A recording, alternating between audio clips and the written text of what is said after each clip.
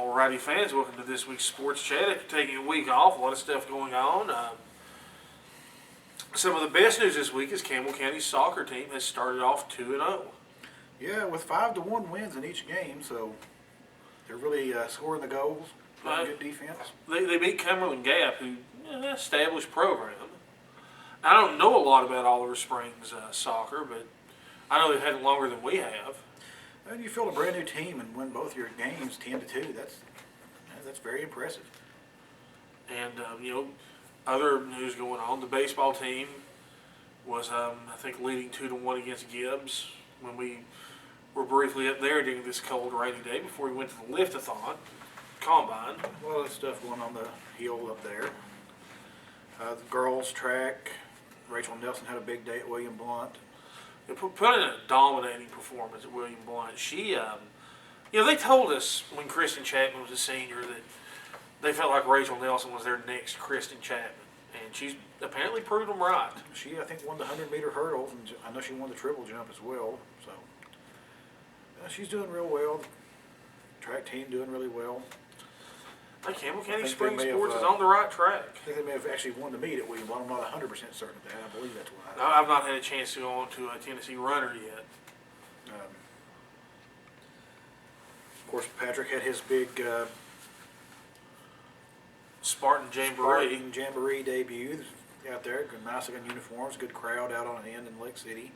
I'm really thankful to the folks at Lake City. They have embraced us. And I'll be making an announcement later on this week. We may wind up with a home game due to some issues with the team that we were supposed to be on the road to travel this week. Go to the volunteer times and you can check out some video. I already have one up. We'll have another one up in the morning. Maybe when you read this, it may already be up, or see this, it may already be up actually. But that's a good point. We'll see. You can watch them. You'll see pretty much offensive style similar to Campbell County's. A little bit more running in it, but not much more. Really good looking quarterback play. Threw some nice passes down the field. Bobby Smooth Mitchell had a beautiful catch at one point in the video that's already up. I get some nice stuff on the outside. Quarterback can run a little bit with the ball when he needs to. So it reminds you of Campbell County with Tuffy Shoots. Quarterback, obviously he's a lot more experienced than Tuffy was at the time. He looked like he throws a little bit better pass down the field to me than Tuffy did, but has that running ability. The defense. It's pretty much your old Jacksboro Middle School defense, just ramped up to a higher level. It was in fine form. Played 3 quarters. I believe you all lost a quarter, won a quarter. And tied a quarter. And tied a quarter. The video should be up there, I think. Beautiful pass for a touchdown, basically right as the clock was expired. I think there were 12 seconds left. The clock operator had some issues, so the time was being kept on the field. But there's under 10 seconds to go. There were 14 seconds left when the play started. It was tied at 6, I believe. And Nick Frazier out of Clinton hit a long pass down to the corner of the end zone for a touchdown, won the quarter. And then you had some situational work after that. Right. It was 3 teams coming together as friends. It turns out semi-pro football is a pretty social event. Yeah. A lot of there's no heated rivalry going on right now. The Pirates actually are a team we consider our rival because they're really close to us. They're out of Sevier County, but a lot of fellowship exchanged afterwards. Now, if you were there, the concession stand wasn't open. That wasn't the Spartans doing. It was supposed to be around by Lake City. Their Little League they apparently had some sort of scheduling conflict. There will be concessions at the next home game. I'm certain of that. You can yes. Pick yourself up some pizza, nachos, maybe. There will be Papa John's pizza at our concession stand. Definitely cold drinks. Should have all that ready for you this time out. This one was a little bit hastily put together. Right. It was basically pulled off really smoothly though. For you only have basically a week or so to put this. One of the other teams was going to host it, and when and again, this is how good of a group that we're with. Now, these other teams have been around a year or two. They're pretty established. When they found out we could host it, they let us, the new guy on the block, let us host it so we could get a gate, so we could make some money. Yeah, that helps. It's paid pretty much going to probably go towards paying for your road trips for now. Right. Oh, and this gate covered our insurance, and is working on getting their bus for a 4.5 hour one-way trip to Charleston, West Virginia in a little bit. It would be big to be able to get that next home game in that you were talking about, maybe possibly happening. And I will know for sure Tuesday morning, this will probably be up later than I actually know. But pretty much, things look good out there. The uniforms look good. Chris passing. It looks, it's football. I was telling Jason Darty of Papa John's. He asked me, "Where do you think you're at right now, out of 10?" I would say we're at about a 7.5, and that's with the fact that after the scrimmage, I felt like we were at about a 4, maybe a 4.5. I honestly don't know anything about the other teams in the league other than what I saw. But for the two teams that you all played against, you didn't seem to be outmatched in any way at all. I mean, for it to be a new team that's just now playing together, this your first year. Very few people have actually played together at any point. Yeah, you held up nicely, and see, they actually got what appeared to be the better of the two teams there, is a team you actually beat. That team looked a little faster than the other team, had a little more depth. The Militia's a very strong team. They're out of Kingsport, so they pull a lot of Dobbins-Bennett guys. Maybe if some people weren't able to make it from the other teams because of the road trip, I'm not sure. Now, the Pirates were not at full strength, but the Militia, I think, was. You all appeared to have a pretty decent numbers advantage over them. I would say that it looked like the Militia had maybe 25 players, and the other team, the Pirates, looked like they brought about 18 or 19 with them. Now, the Pirates, they have a really good receiver that wasn't there. His name is Jake Massey. He played at Gibbs. He's about 6'5". He's good. He was not able to make the game, but I still feel like we showed. They have a talented quarterback. They've got some pretty talented linebackers. Overall, though, I mean, I was surprisingly well, competed very well, held up. Didn't really look like you got tired throughout the game, or throughout the quarters. It was 12, 15-minute quarters, so it was, they played basically two halves. It was quite a bit of work out there. And for the first time to get that extensive of work in full pads and full helmets. Right, and this was much different from that scrimmage. Mm-hmm. That scrimmage was purely situational. Quarterbacks weren't live. No, this was full live. True game action. It'll be a slightly different when you have actual refs out there. There will be more calls, obviously, more of course, things like that. But overall, like I said, it was very satisfactory to me as a football fan, even just to watch it look like a normal football game being played to me. As a coach, I couldn't be happier with my guys. I mean, we had some miscues. That's what jamborees are for. Now we're working to correct those, and I've sat down, looked at what I saw. Be some very minor changes on defense, and actually, probably for the most part, the offense isn't going to change at all. JT looks like he's got them going pretty well right now. And I'm thrilled to have Bob Gentry with us. Now, we didn't do live punting, but we allowed our punter to punt, and it was an implied fair catch if the guy caught it. Lines didn't go, but the gunners went to give him the feel of running down the field. Cody Webb punted a heck of a punt. I don't know if you had made it there yet. Yeah, the punt. There was a punt late in the game that I would say 45 yards it looked like in the air. And, I also have the option of punting with Chris DeMott, who's played rugby, who brings a slightly different punting style, but if we're wanting to control where it lands, if we want to sideline it, he's a good sideline punter. And, he pretty much dominated some people when he was in linebacker. Yeah.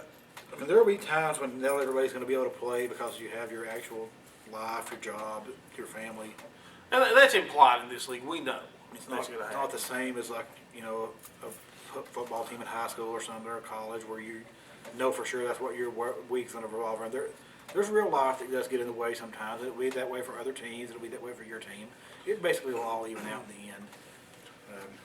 I still have 6 to 9 players that haven't dressed out yet. It came too late to have a uniform ordered for this one. Probably they won't be dressed this week either. I mean, that's just life. I mean, uniforms don't get here overnight. No. So to me, though, there was no, my gosh, this is a new team, never going to be able to compete. It competed nicely, and I think probably should, according to how the rest of the league is, probably win several games this year.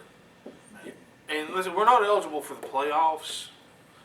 Again, just part of being a new team. We're considered an expansion team. We are allowed to host a bowl game, though. And we're actually decided the bowl game is going to be a doubleheader. It'll be us against a team, and the top two teams that did not make the playoffs in the league are going to be invited.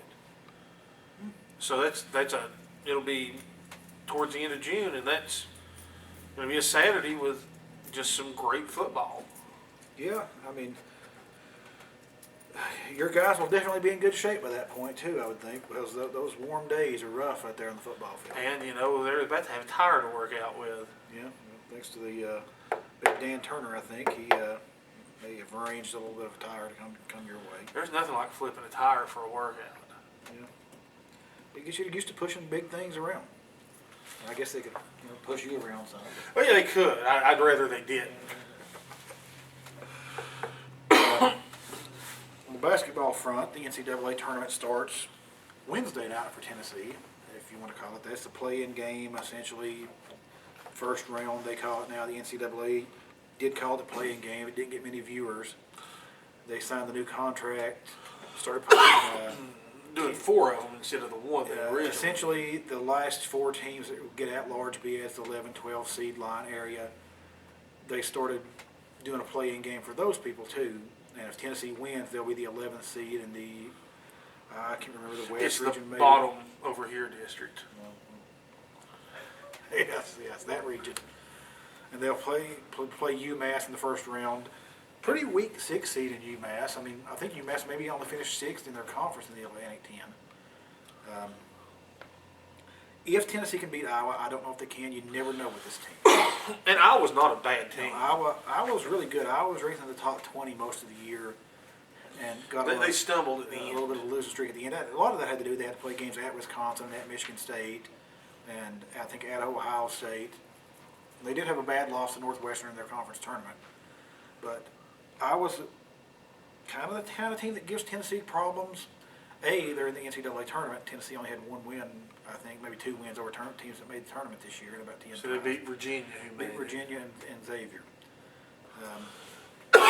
But Iowa has a 7'1" center, a 6'10" center, and 2 6'9", 6'10" power forwards. Stokes and Maven have had trouble with those guys this year. Stokes and Maven aren't vertical players. They don't get up. They don't get up around the rim.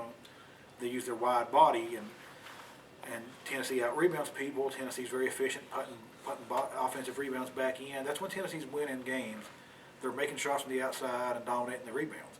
Well, Iowa's 7th in the country in rebounding this year with that big front line. That's Tennessee's 20th in the country with their big front line. So that gives you a perspective on Tennessee's strength. Iowa actually is better at that than Tennessee. So that may take a little bit away from Tennessee's ability to, get on the glass, get putbacks. It's going to come down to Barton and McCray and a couple other guys hitting shots from outside. Iowa has a guard. He's similar to McCray. He scores 16, 17 points a game. Iowa's point guard, probably better than Barton. And he averages around 9 points and 5 assists a game, 4 or 5 assists a game.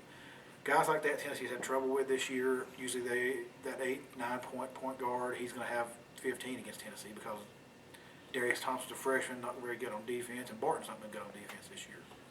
The rest of the team's very good on defense.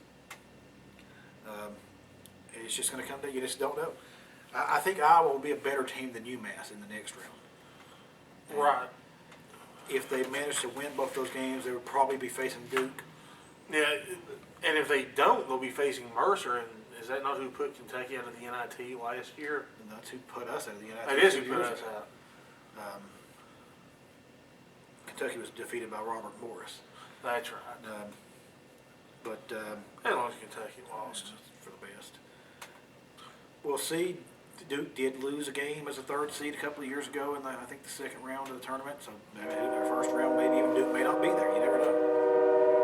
But I don't know if Tennessee can beat Iowa. I really don't. I think 2-9 maybe against teams that are in the NCAA tournament right now, something along those lines. Granted, they lost 4 games to number 1 seeds, but they lost 4 games to number 1 seeds. A lot of people lost to those teams. Did beat Virginia, but that was a long time ago. And as somebody pointed out, some people are complaining about the playing game, the seeding. If Tennessee doesn't lose to Texas A&M twice, that home loss to Texas A&M was really bad. Doesn't lose to them twice, can beat UTEP on a neutral court. Tennessee's sitting at 23-9 instead of 20-12, which for the NCAA tournament purpose, Tennessee's 20-12. The game in the middle of the season against Tusculum did not count. That's a one. Basically a Division II game. It's a lower division than this, and it's essentially like playing an exhibition game in the middle of the season. That really wasn't really a needed game, but Tennessee ended up in the last 4 in because of that, and because of some rules about rematches, they were on the same line as Xavier, North Carolina State, Nebraska, and Iowa. Well, Nebraska has played Iowa this year, obviously. They're in the same conference, so they couldn't rematch against each other. Tennessee's played Xavier. They couldn't rematch against each other. I think Xavier played Iowa. They couldn't rematch against each other. And it came down to whether it was going to be Tennessee against Nebraska or Tennessee against Iowa. Well, Nebraska finished higher in the Big Ten than Iowa did, so it's Tennessee and Iowa. It's a tough draw. I said it was in the top 20. I was very efficient on offense. They run, they get out, they score. They score 82 points a game. I think that's 10th in the country this year. Good point guard play, as I pointed out. And their shooting guard, he has a high assist number. I think they're 11th in the country in assists.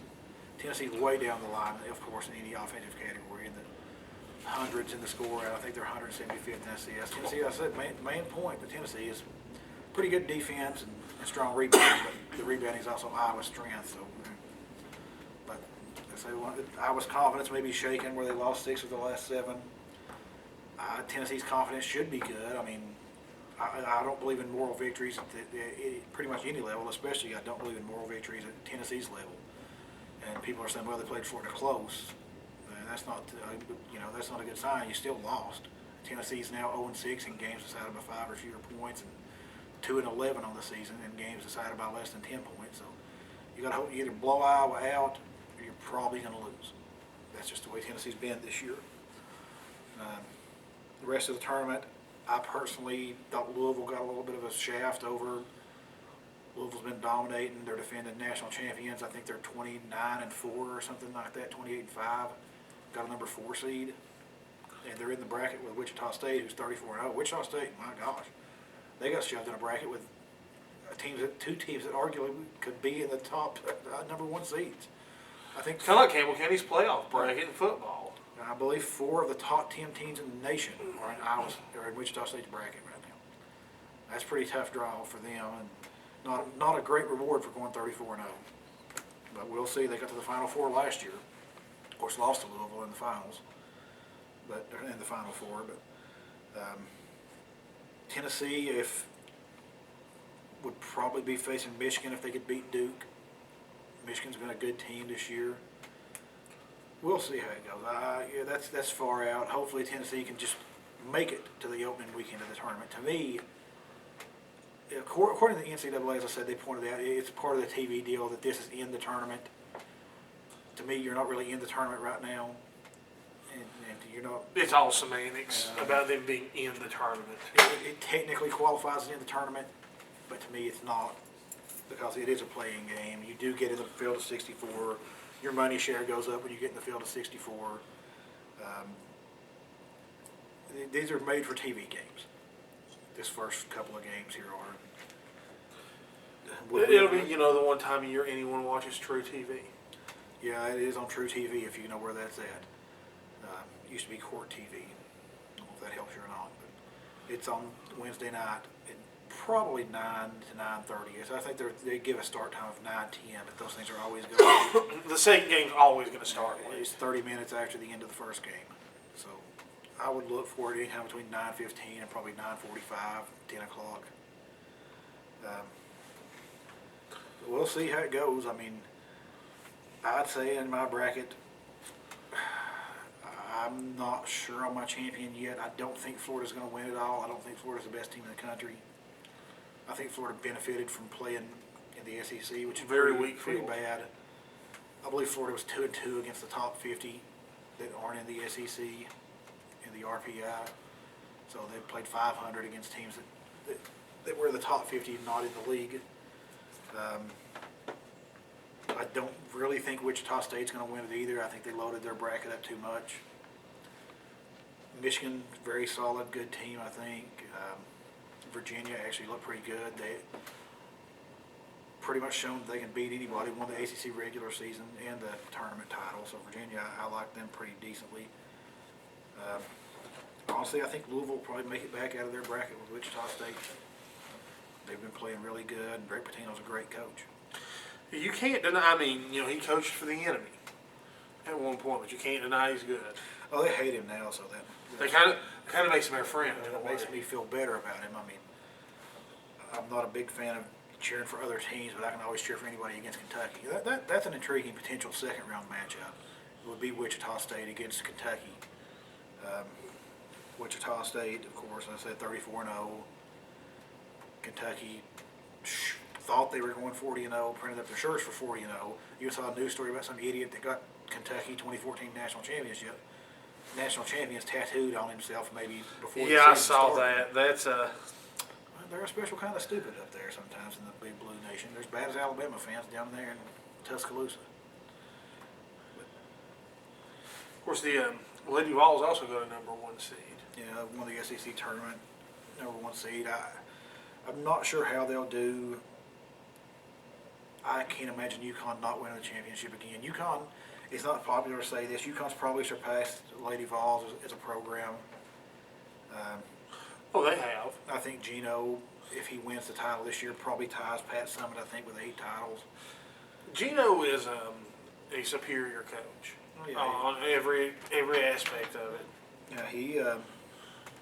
He's won more in a more competitive era than Summitt did, and he just dominated her head-to-head. And you hate to hear that, but it's just true. I mean, you can't deny it. But he Well, I mean, facts are facts. pretty much, beats her every time they play, or beat her every time they played for the most part.